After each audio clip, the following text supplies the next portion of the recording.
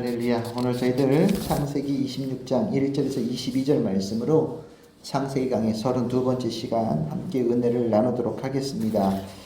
우리가 지금 이 이삭 이야기를 우리가 오늘 읽고 있지만 우리가 지난 수요일에 말씀드렸듯이 이 이삭 이야기는 야곱 이야기 안에 들어있는 것처럼 보입니다.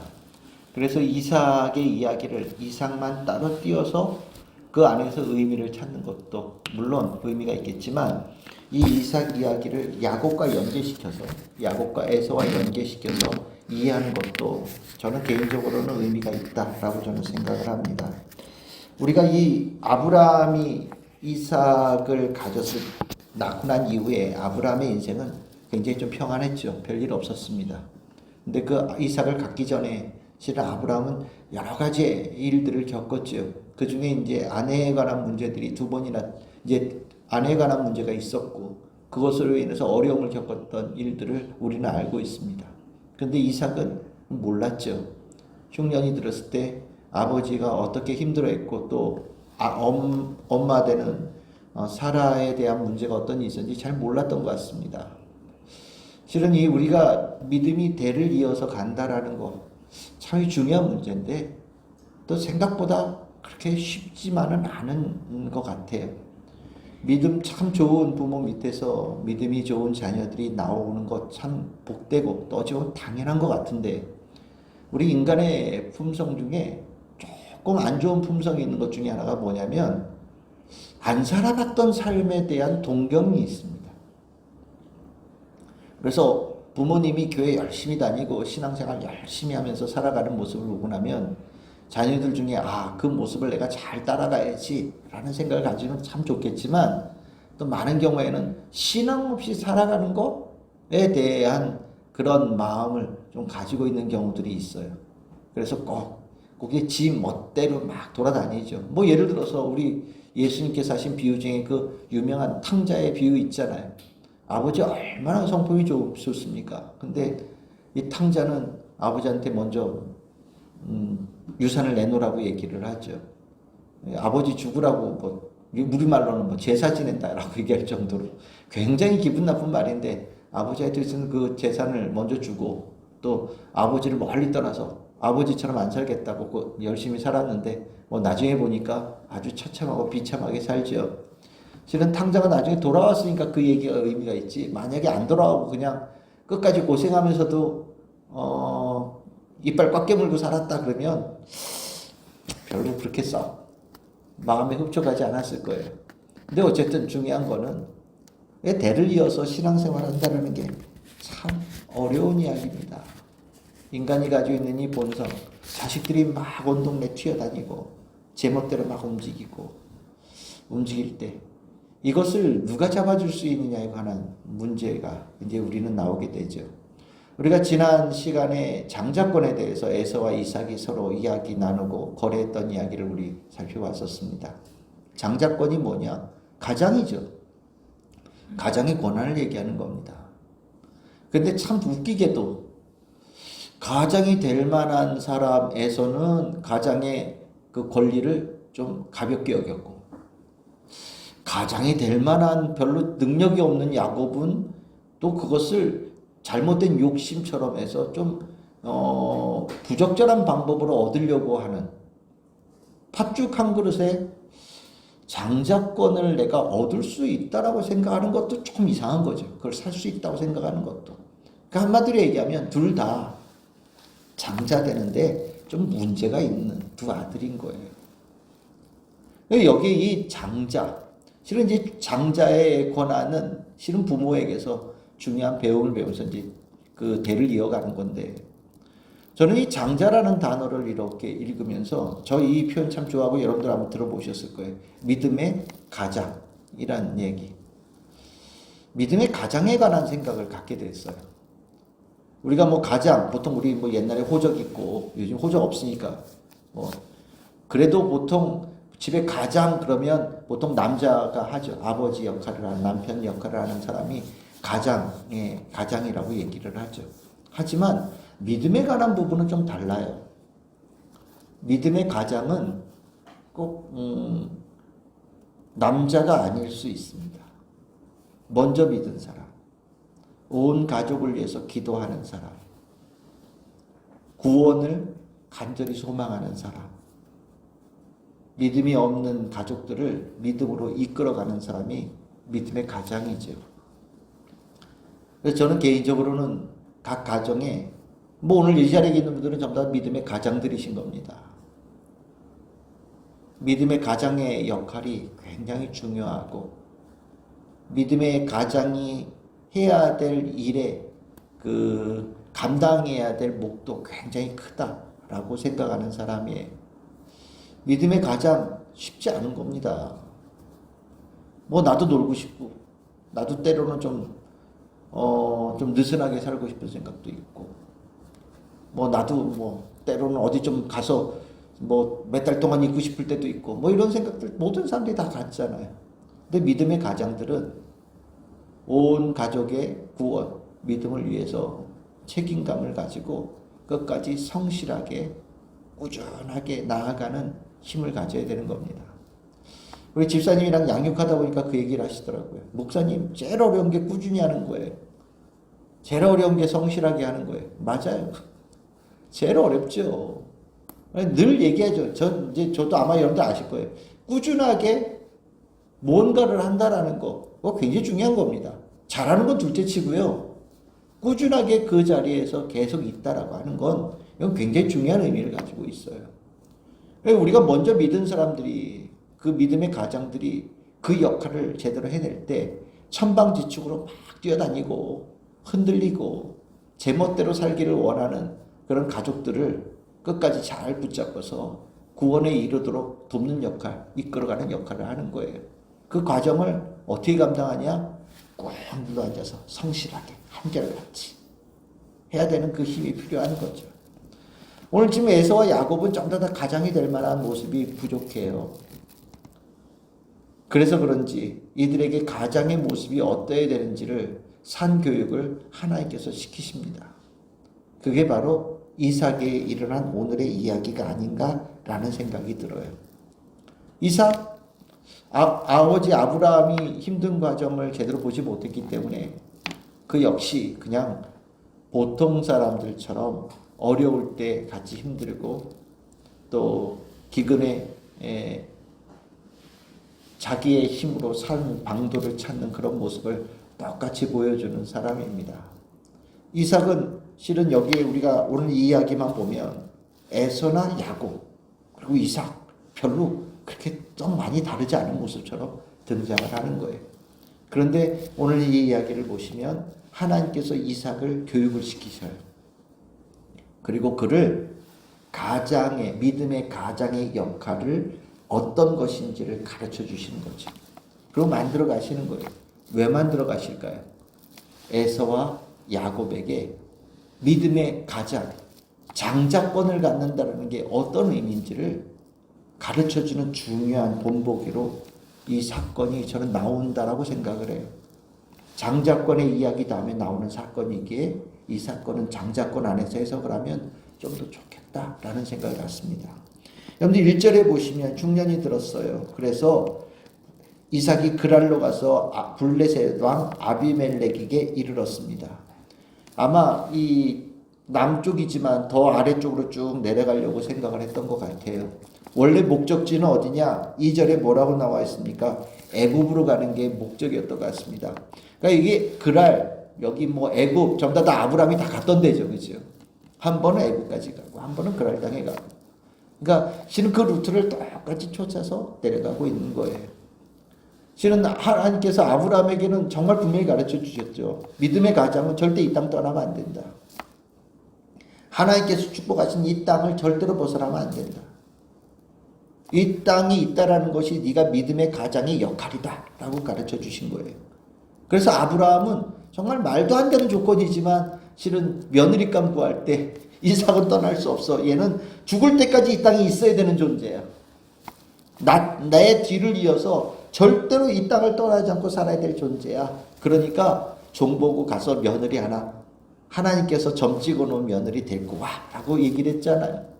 실은 아브라함은 그 믿음의 가장의 역할이 얼마나 중요한지를 긴 인생을 통해서 체득한 거거든요. 근데 이삭은 실은 그 과정에서 믿음의 가장의 뒤를 이어서 되긴 했는데 아마 그 의미를 잘 몰랐던 것 같아요. 그래서 그 중요한 그 하나님의 땅으로부터 또 벗어나서 애국까지 가려고 하는 모습이 나오는 거죠. 근데 그때 하나님께서 이삭에게 나타나서 말씀하시는 부분이 나오죠. 2절에 분명히 얘기합니다. 애굽으로 내려가지 말고 내가 내게 지시하는 땅에 거주하라. 내게 지시하는 땅이 어디입니까? 언약의 땅이죠. 그렇죠? 약속의 땅입니다. 하나님께서 허락하신 땅이고 하나님의 자녀들이 앞으로 살아가야 될 그 땅이에요. 실은 이 땅에 지키는 것이 너희 몫이다라고 얘기를 하고 있고 조건은 다른 중요하지 않아요. 네가 이 땅에 거류할 때 내가 너와 함께 있겠다라고 말씀하셔요. 이게 중요한 거죠. 믿음의 가장의 역할이 뭐냐? 하나님께서 함께하는 자의 삶을 보여주는 거예요.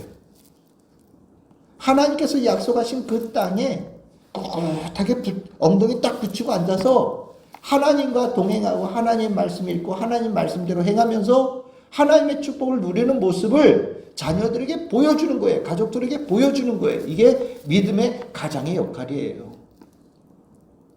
실은 하나님은 이삭이 그 모습을 제대로 잡지 못해서 내려가고 있는 상황 속에서 붙들어 잡으신 거예요.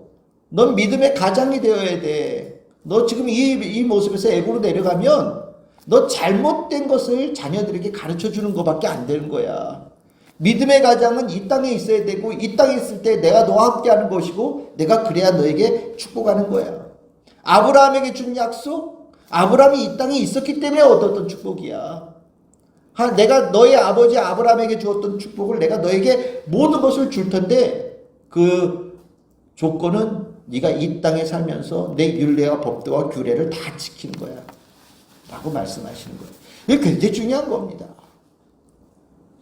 저희 개인적으로 우리 교회 지금 이 자리에 다 이렇게 보니까 다들 그래도 믿음의 가족들로 다 같이 사시는 거예요. 그렇죠? 감사한 일이죠. 그런데 정말 그 모습이 집에서도 있어야 돼요. 집에서도. 믿음의 가장 역할이 얼마나 중요하냐. 그 믿음의 가장이 다음 세대의 믿음의 가장을 만들어가는 힘이 되거든요. 그런데 그 믿음의 가장이 흔들리면 정말 많은 곳에서 문제가 일어나요. 이삭이 내려가요. 애굽으로 내려갔다고 칩시다. 어떤 일이 일어났겠습니까? 아마 아내도 뺏길 거고요. 그렇죠? 자식들은 완전히 뿔뿔이 흩어져 애굽이 아니라 애굽보다 더 먼 곳까지 아마 갈 거예요. 둘이 뱃속에서부터 싸웠는데 그 장자권이 하나님과 함께함으로 얻는 축복의 장자권이 아니라 그냥 육신의 그 장자되어짐으로 얻는 고난으로 착각할 거예요. 그래서 아마 정말 세상 사람보다 더 치열하게 세상 사람처럼 살아가는 모습으로 두 아들이 변해갈 거고요. 끝까지 내가 더 많은 것을 차지하겠다고 목숨 걸고 둘이 싸웠을 겁니다. 정말 그 모습은 이삭이 애굽에 정말 내려갔다면 상상하기도 싫을 만큼 힘들었을 것이 분명해요. 우리는 우리 자녀들에게 믿음의 가장으로서 내가 받은 축복을 내 자녀들이 확신할 수 있도록 도와주는 것, 그리고 그 자녀들이 지금은 천방지축으로 막 뛰어다녀도 그래도 내가 한 군데 꾹 붙들고 앉아서 그들이 언젠가는 돌아올 수 있고 그들이 다시 하나님을 찾을 수 있고 내 믿음의 뒤를 이어서 하나님의 자녀로 살아갈 수 있는 길을 열어줄 수 있는 그것을 믿음의 가장이 해내야 되는 거예요. 그래서 저는 개인적으로 믿음의 가장들이 흔들릴 때 굉장히 속상해요. 목사님 저도 힘들어요. 알죠. 왜 몰라요. 다 알아요. 왜 몰라요. 목사님 저도 놀고 싶고요. 저도 저도 여기저기 아프고요. 힘들어요. 다 알아요. 너는 하고 하려고 하는데 가족들이 안 따라요. 힘들어 죽겠어요. 알아요. 믿음의 가장 쉽냐? 쉽지 않아요. 그런데 믿음의 가장은요, 그래도 해내야 되는 거예요. 해낼 수 있고요. 왜요? 하나님께서 함께 하시니까요. 믿음의 가장들에게는요, 하나님께서 함께 하셔요. 그 일을 해내라고 모든 힘을 다 주시거든요. 그러니까 우리는 믿음의 가장들은 더 특별하게 하나님 말씀 먹고 하나님 말씀대로 행하고 내가 정말 해야 될 일을 해가면서 하나님의 그 안에서 살아가는 모습을 끝까지 유지해야 되는 거예요. 이런저런 핑계가 가장들에게 통하지 않아요. 가장이 흔들리면 모든 가족들이 다 힘들어요.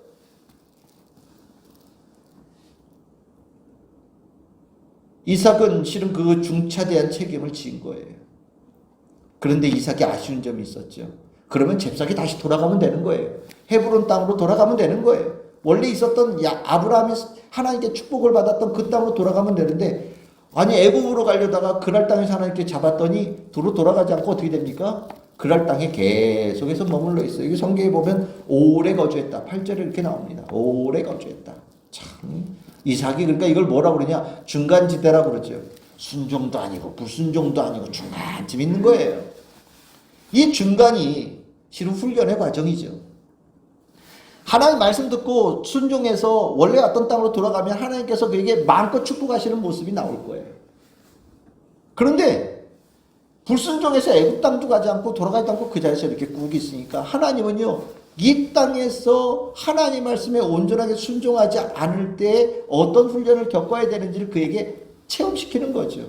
그래서 하나님께서 원하시는 목적은 어딜까요? 하나님께서 약속하신 그 땅으로 돌아가게 하는 거예요. 있어야 될 그 땅으로 돌아가게 하는 거예요. 믿음의 가장이 흔들릴 때 믿음의 가장에게 하나님께서 훈련시키셔요. 뭐를요? 힘들게 하시죠. 어렵게 하시죠. 고통을 주신단 말이에요. 그 과정에서 믿음의 가장들은요, 내가 있어야 될 그 자리로, 내가 가져야 될 그 모습으로 돌아가게끔 만드신다라는 거예요. 이삭은 그 과정을 겪는 겁니다. 제일 첫 번째 나온 게 뭐예요? 아내와의 문제죠.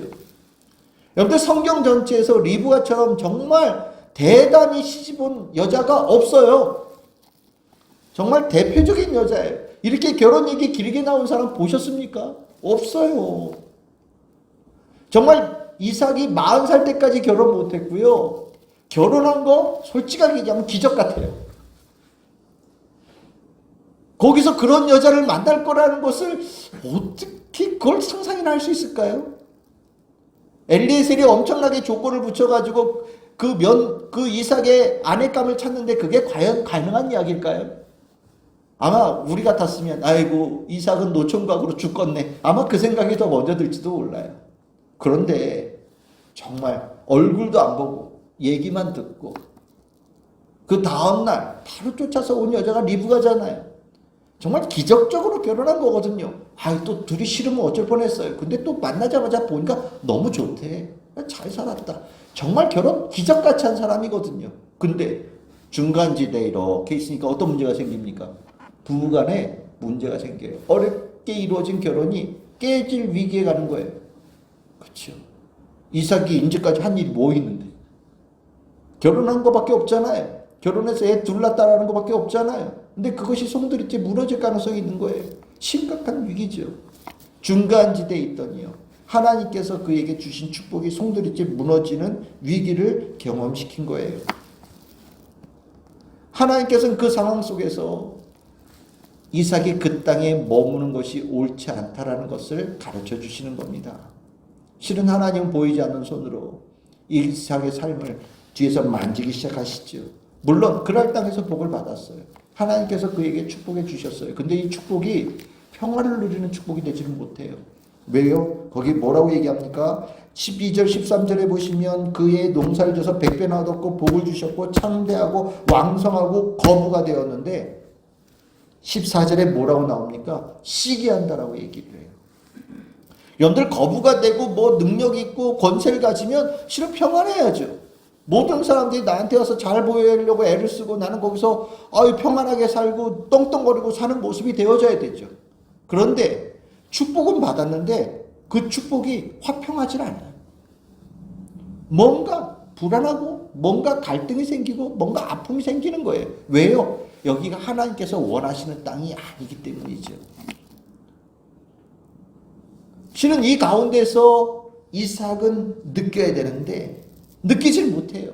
아직도 훈련을 받을 때가 먼 거예요.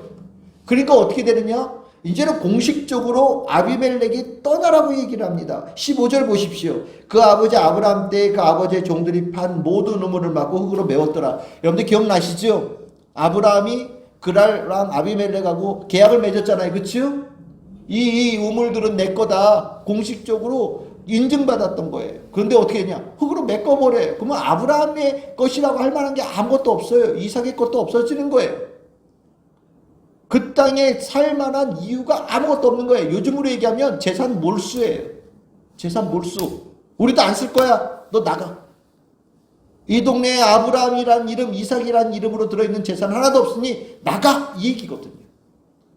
아비멜렉이 16절에 보시면 떠나라! 이거 좋게 얘기하면 떠나라죠. 나쁘게 얘기하면 뭐라고 얘기하겠습니까? 꺼져! 뭐 이런 거예요. 당장 꺼져! 이런 얘기하는 거거든요. 그러니까 여러분들이 많은 것을 가졌지만 꺼지라고 얘기할 때 어떻겠어요? 실은 많은 것들을 놓고 와야 될 거예요. 아마 나올 때 불편한 마음으로 나왔던 게 분명합니다. 우물이 이삭이 가지고 있는 그 땅에 살 수 있는 고난이에요. 근데 떠나라고 얘기하면서 자기가 뭘 하나를 파면 또 메꾸고 또 메꾸고 아버지의 것을 아무리 찾아도 아브라함의 것을 아무리 찾아도 하나도 남지가 않아요. 모든 것들이 상실되어지고 상실되어지고 상실되어집니다. 아브라함 이름으로 되어져 있는 우물 찾으면 즉시 와가지고 그 우물을 메꿔버려서 재산을 박탈시켜버리는 거예요. 가는 데마다. 그러니까 집요하게 쫓아왔다는 거예요. 그 땅에서 살 수 없게끔 아주 들들 볶았다는 얘기인 겁니다. 결국 그 들들들 볶으면서 결국에 간 데가 어디냐? 하나님께서 이삭에게 원하셨던 그 땅까지 아마 간 것 같아요. 그 땅까지 전에는 이삭에게 평안함이 없는 거예요. 쫓기고 밀려서 문제에 아픔에 갈등에 계속해서 밀리고 갔더니 그랄 땅이 아니라 하나님께서 원하셨던 그 땅에 이삭이 머무르게 되고 결국 거기까지 가서 22절에 보면 우물을 팠더니 더 이상 다툼이 일어나지 않고 그랬더니 그것을 르호봇이라고 이야기를 하고 하나님께서 우리를 넓히셨다. 하나님께서 주신 곳이구나 라는 얘기예요. 아, 여기가 내가 살 땅이구나. 여기가 내가 거주할 땅이구나 라는 의미인 거죠. 하나님께서 우리에게 번성할 땅을 여기에다 주신 거구나 라고 이제 깨달았다라는 거예요. 그리고 나서 거기에서 내가 드디어 있어야 될 곳으로 돌아왔다는 얘기를 하는 거거든요. 그럼 이렇게 되면 어떻게 되냐? 1절에서 가뭄 때문에 떠났던 자가 다시 이 과정을 통해서 있어야 될 곳으로 돌아온 이야기가 22절까지의 과정에서 있었던 거예요.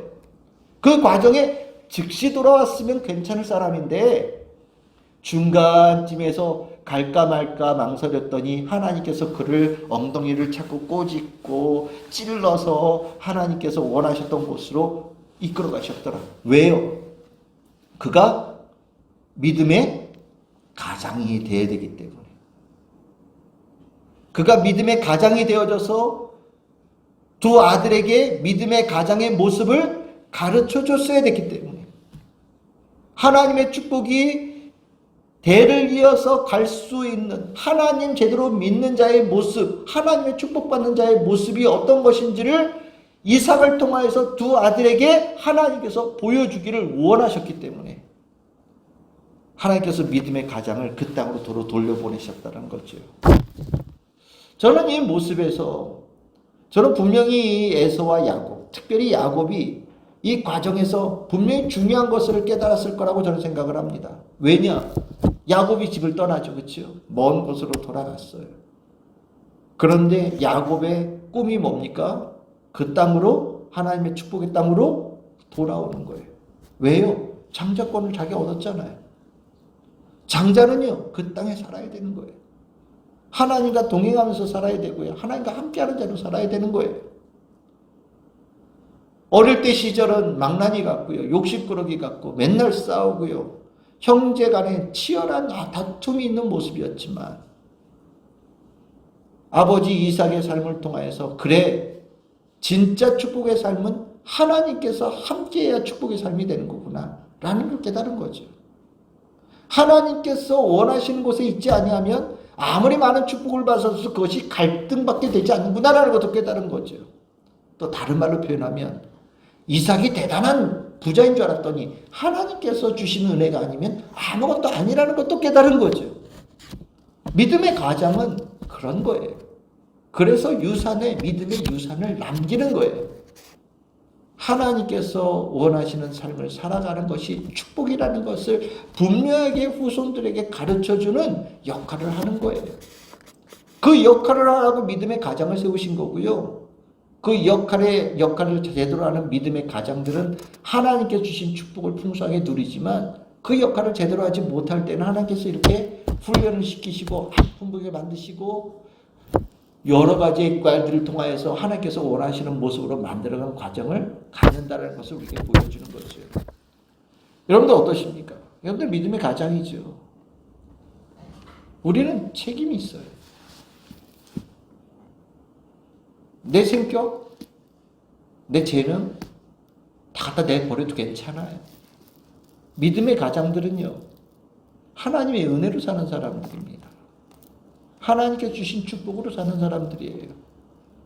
믿음의 가장들은요, 하나님의 축복의 삶을 살아가기 위해서 그 앞에 제일 먼저 걸어가는 사람들이에요. 나를 따르라 라고 얘기하는 거예요. 가족들에게 내가 먼저 믿음의 여정을 갈 테니 나를 따르거라 라고 하는 사람이에요.